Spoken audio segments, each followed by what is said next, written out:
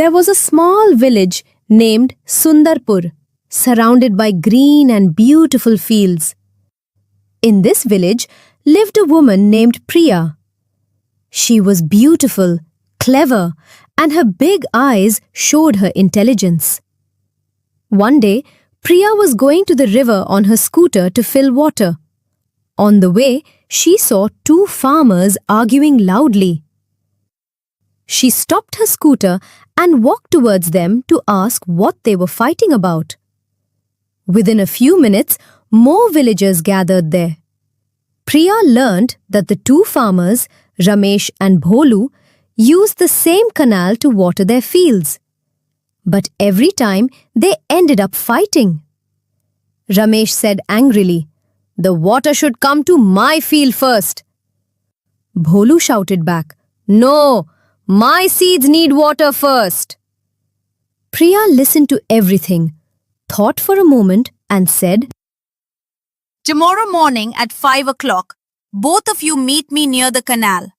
Your problem will be solved by God." Everyone looked at Priya in surprise. Priya smiled and said, "The field that gets the first sunlight will get the water first. Nature will decide, not us." Both farmers were surprised, but they agreed. The next morning, everyone gathered again. As the sun rose, its first light fell on Ramesh's field. So he got the water first. The next day, the sky was cloudy and the sunlight came late. This time, the first light fell on Bholu's field, so the water was given to him. The farmers smiled and thanked Priya. "Priya, you ended our fight completely." People in the village always said that Priya found solutions that no one could even dream of. Every small or big problem, from sick animals to family arguments, people would go to Priya. And she always smiled and said, "No problem is too big or too small. Every lock has a key." A few days later, Priya was going to the market to buy vegetables. At the village square, she saw some people standing worried under a big tree.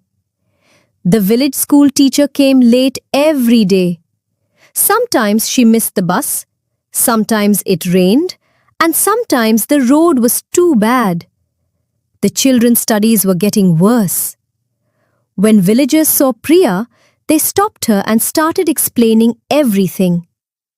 Priya smiled and said, "If the teacher cannot come to the village, then the village will go to the teacher."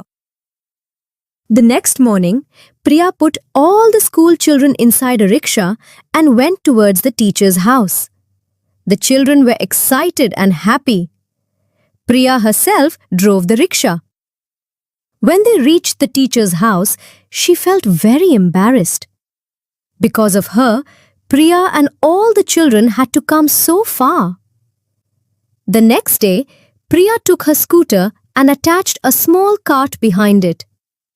She made the children sit in it and went again to the teacher's house. Today, Priya said to the teacher, "I want to give you a suggestion. Buy a scooter even if you take it on installment. Believe me, having your own scooter is so easy. I go everywhere on time."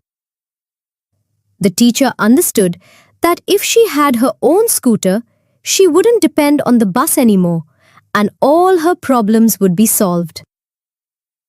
The next day, the teacher came to school on her own scooter, right on time. She told the villagers that she was so impressed by Priya that she bought a scooter and would now come every day without delay. Villagers went to Priya's house to thank her. In front of Priya's husband and father-in-law, they praised her again and again. Both of them felt proud of her.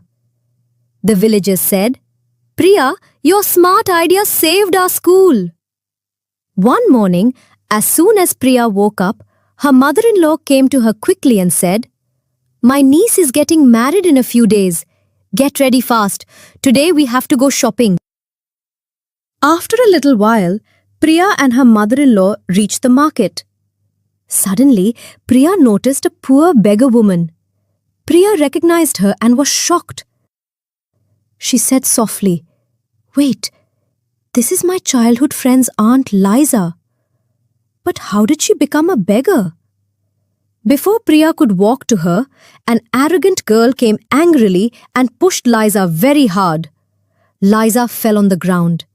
Priya immediately rushed, scolded the girl, and helped Liza stand up. She asked her with love, "Liza, what happened to you? Why are you living like this?" Liza became emotional and said, "My husband died many years ago. I have a small piece of land, but it is barren. Nothing grows there. So I borrow money from people to survive. And I also have to take care of my sick mother." "Show me your land. I want to see why nothing grows there." Liza and some villagers took Priya to the barren land. The land was dry, cracked, and lifeless. People said, "This land is dead. No crop can ever grow here." Priya touched the soil with her hand. After thinking for a moment, she said, Land never dies. Only people lose hope. We must feed this land for a few days so it becomes healthy again. Everyone was confused. How can land eat? They wondered. Priya asked for digging tools and started loosening the soil. Seeing her work, other villagers also joined in. Together, they made small channels in the soil so air could reach deep inside. Then Priya told them, "Tonight, everyone bring leftover water from your homes and pour it here. Water from washing rice, water from washing lentils, water from washing vegetables. This water has nutrients. It will wake the soil up again." Next, Priya spread dry leaves, grass, and a thin layer of cow dung on the soil. "It is a blanket for the land," she said. "It will keep the soil soft."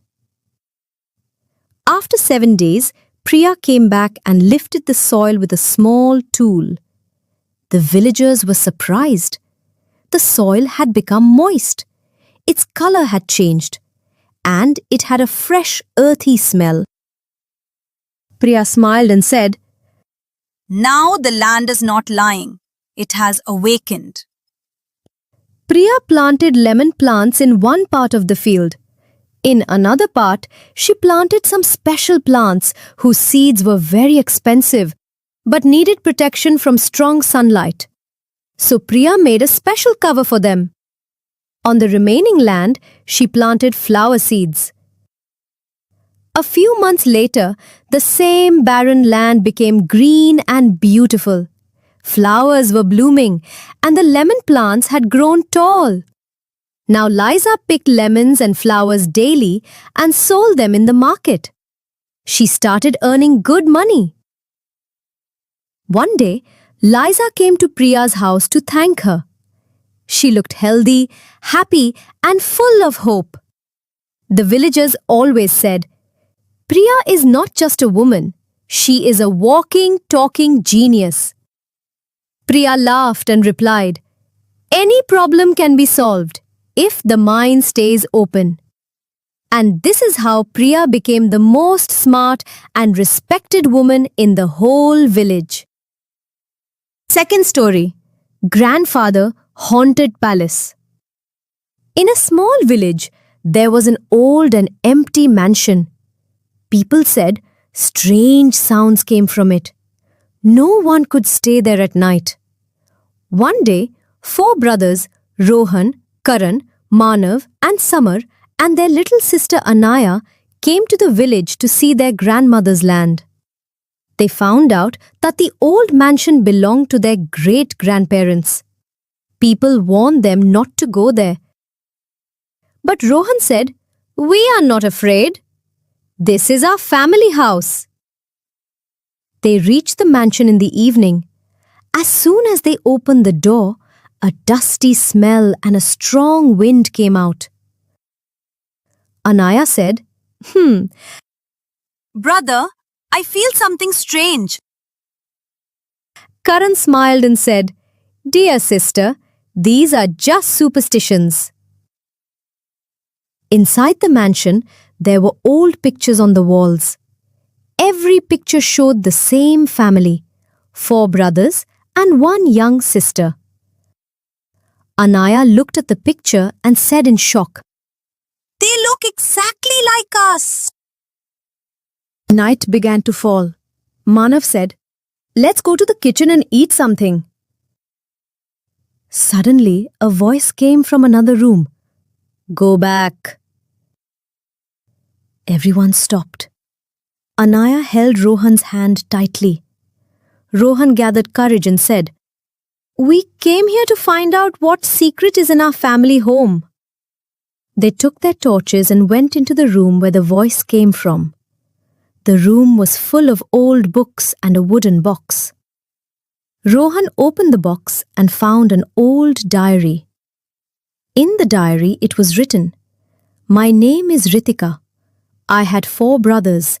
We lived in this palace. One day, greed separated us. We fought with each other, and I died alone.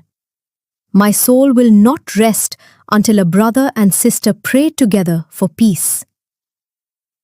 Tears came to everyone's eyes. Rohan said, This is the mistake of our ancestors. We must pray for them. All of them recited from the Bhagavad Gita in that room. From the Bhagavad Gita we read, Where there is truth and love, fear cannot live. Where there is unity, hearts find peace. May this home be filled with light and harmony. When they finished the prayer, the wind stopped and a soft light came out of the diary. A gentle voice said, Thank you. You have set us free. When morning came, the palace looked completely new, as if years of dust had disappeared in one moment. Anaya smiled and said, See, when we choose prayer and kindness instead of fear, everything becomes better. This story teaches us that when hatred enters a home, it becomes empty. But when love and prayer fill a home, it becomes full of blessings. Press the subscribe button to watch more videos.